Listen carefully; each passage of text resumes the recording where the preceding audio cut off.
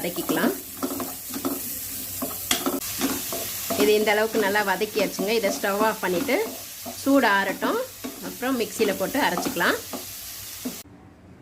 இது சூடு ஆறிடுச்சுங்க. நம்ம மிக்சி ஜாரில் சேர்த்து அரைச்சி எடுத்துக்கலாம்.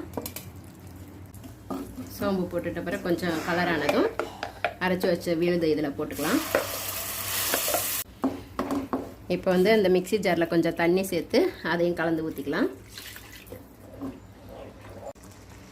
இதுக்கு தேவையான அளவு சால்ட்டு போட்டுக்கிறேன். மிளகாத்தூள் போட்டுக்கிறேன். ஒரு 2 ஸ்பூன் மிளகாத்தூள் போட்டுக்கிறேன். கரம் மசாலா 1 ஸ்பூன் போட்டுக்கிறேன். இது நல்லா கலந்து விட்டுக்கலாங்க.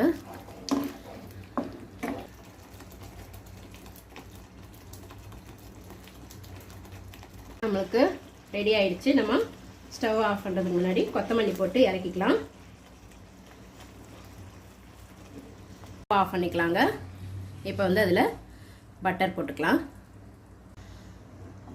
நம்ம பன்னீர் எல்லாமே சேர்த்து நல்லா கலந்து விட்டுக்கலாங்க. பட்டர் எல்லாம் சூப்பரான பன்னீர் பட்டர் மசாலா ரெடி ஆயிடுச்சு.